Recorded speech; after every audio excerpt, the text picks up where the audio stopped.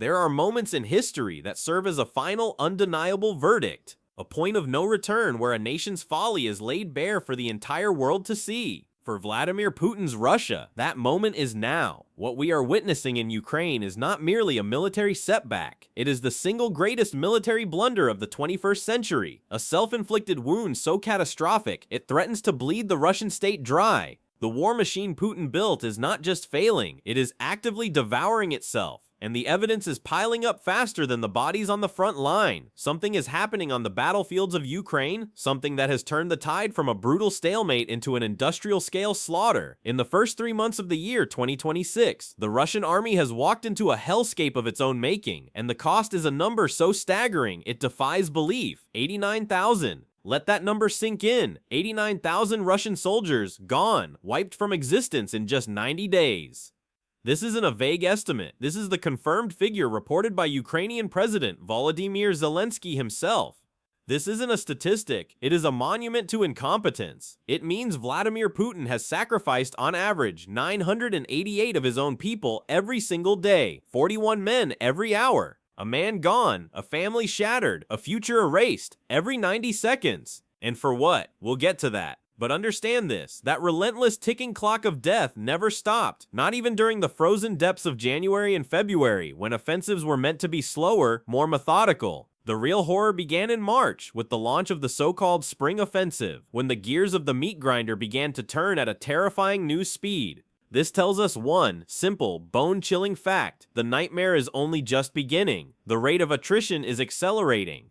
And here is the most insane part of this whole grotesque equation. 89,000 casualties in a single quarter should be a horrifying, record-shattering event, a moment of national crisis. But for Putin's Russia, it's somehow an improvement. That's right, between November of 2025 and January of 2026, as Russian forces bled themselves dry in the doomed push against Krovsk, they lost nearly 100,000 men. They were isolated, freezing, and systematically hunted by Ukraine's swarms of drones and its elite ghost-like search and destroy squads. So yes, technically, losing 89,000 is better than losing 100,000. It's like celebrating because you only fell from the 40th floor instead of the 50th.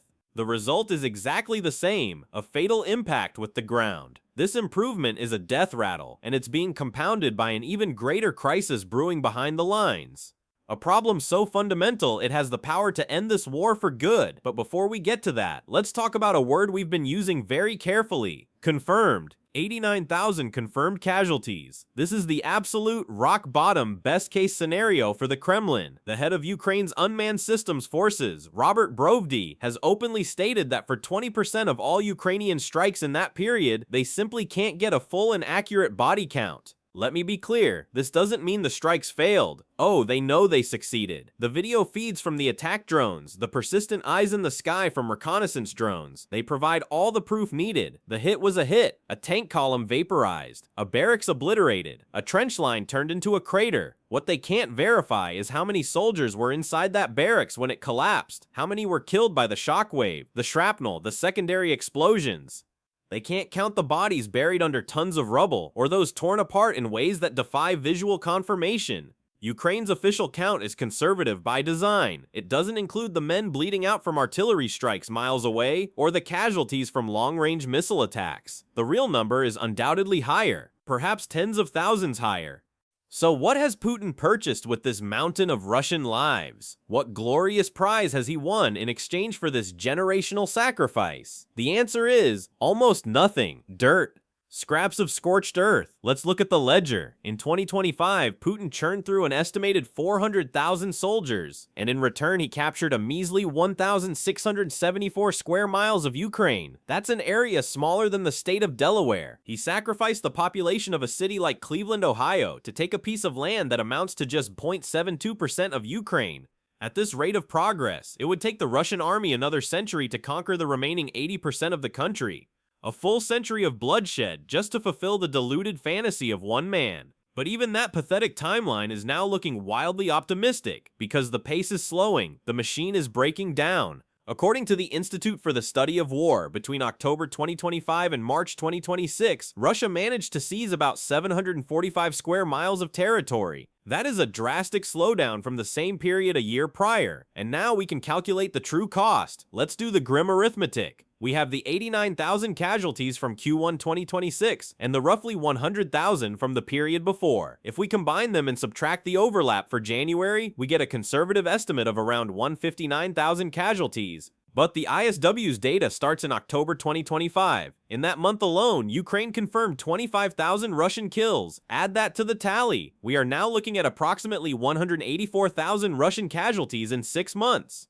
Now divide that number by the land they gained, 745 square miles. The results should slap Vladimir Putin in the face with a reality he cannot escape. For every single square mile of Ukrainian land Russia captures, it is paying a price of 247 of its own soldiers. A whole company of men wiped out for a patch of mud. This isn't a war strategy, this is generational atrophy. It is the hollowing out of an entire nation's youth for fractions of a percentage point on a map. And there is no relief in sight. None. The daily casualty rate is exploding. On March 17th, Russia broke its own gruesome record for 2026, losing 1,710 men in a single 24-hour period. Along with them, 230 vehicles and 29 artillery systems were turned to scrap metal. Compare that to the 700 to 900 daily losses from earlier in the year. The trend is undeniable, and it is catastrophic. To put this in perspective for an American audience, Russia is now losing more soldiers every 2 days than the United States lost during its entire 20-year war in Afghanistan. The Soviet Union's own disastrous war in Afghanistan, a national trauma that helped bring down an empire, cost 15,000 lives over a decade. Putin's war machine is now burning through that same number of men every 2 weeks. He claims to revere the Soviet era, yet he can't even manage a failing war with the same dismal efficiency as his predecessors. So we have an army being bled white on the front lines, trading thousands of lives for feet of territory, with the casualty rate set to skyrocket as the spring offensive intensifies.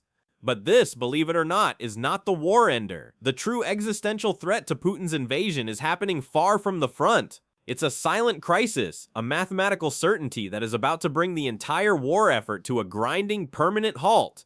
The problem isn't just that Russia is losing soldiers. The problem is that for the first time since this invasion began, it cannot replace them. The well is running dry. For 4 consecutive months, from December 2025 through March 2026, Russia's arrivals to departures balance has been in the negative. More men are leaving the battlefield in body bags than are arriving in troop transports. The equation has flipped. Attrition is now greater than recruitment. It's a simple, brutal formula for defeat. Russia's stated goal is to recruit 409,000 soldiers by the end of 2026. After the first quarter, they should be 25% of the way there. They aren't even close. They've managed to scrape together about 80,000 new recruits, 80,000 and 89,000 confirmed out. They are already in a deficit, and that's based on the most optimistic casualty numbers. Think about what this means. Even if Russia's casualty rate stayed at a mere 89,000 per quarter, they would lose 356,000 men this year. If they somehow hit their ambitious recruitment target of 409,000, they would end the year with a tiny surplus. But we know 3 things for certain. 1, they are already behind on their recruitment targets. 2, the 89,000 figure is a significant undercount. And 3, as the offensive ramps up, the casualty rate is going to soar. Ukrainian intelligence has set a target: inflict 50,000 Russian casualties per month. Right now, based on confirmed numbers, they are about 20,000 short of that goal. But as Russian assaults intensify, that number will climb. The current situation is the best Russia can hope for, and it is already an unsustainable disaster. The old methods have failed. The Kremlin's primary recruitment tool was simple: throw life-changing amounts of cash at poor men from forgotten corners of the empire, convincing them to sign their own death warrant. But the money is running out. The regions forced to bankroll these sign-up bonuses are going broke. Bonuses that were once as high as $40,000 are being slashed. And more importantly, the illusion has been shattered. Word has gotten back from the front. The survivors have told their stories. They know it's a one-way ticket. So now, the Kremlin is turning to desperation, to stealth conscription. In the Ryazan region, a governor is now ordering businesses to do the recruiting for him. Any company with 150 to 500 employees must submit a list of names, men they deem suitable for the front lines. Refuse, and the company faces a crippling fine. Imagine being a factory manager, forced to choose which of your workers you will send to die. At the same time, Russia's education minister has ordered universities to convince 2% of their student body to sign up. This isn't a request, it's a demand that will yield another 40 to 70,000 bodies for the grinder. This is Putin sacrificing his nation's future, the engineers, doctors, and scientists of tomorrow, for a few more weeks of a failing war today. He's solving a manpower crisis by creating a nationwide labor crisis. Over 20 factories in the Leningrad region alone have already shifted to 3-day work weeks because there is simply no one left to do the work. It is a vicious, self-devouring cycle. The war consumes the men, which ruins the economy, which leaves more men with no option but to join the war. And it's about to get so much worse. Putin is on the verge of doing the one thing he has dreaded since 2022, the one thing that could threaten his grip on power. He is preparing for mass and voluntary mobilization. The groundwork is already laid. A new law allows the Kremlin to conscript any man between 18 and 30 at any time, year-round. They claim these conscripts won't be sent to Ukraine, a lie so blatant it's insulting, but every conscript becomes a reservist. And a new limited and rolling reserve call-up scheme is reportedly being prepared. This is the final admission. This is Putin telling his people that the special military operation is and always has been a full-scale war, and it is a war they are losing. He avoided this because he knows the backlash could be uncontrollable. It brings the war home to the families in Moscow and St. Petersburg who have been allowed to live in a bubble of blissful ignorance. But he has no choice. The criminals have been drained from the prisons. The volunteers are gone. The money is gone. The only thing left to feed the machine is the Russian people themselves, whether they like it or not. And through it all, Ukraine gets stronger, smarter, and deadlier.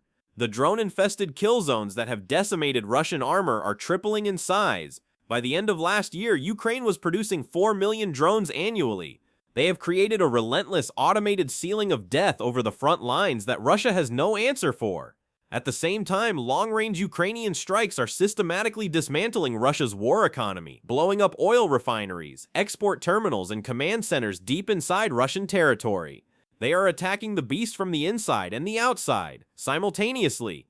Look at the numbers from the last week of March. 600 separate Russian assaults cost them over 6,000 men. That's an average of over 1,500 casualties per day. If that pace continues, Russia is on track to lose 46,000 men per month.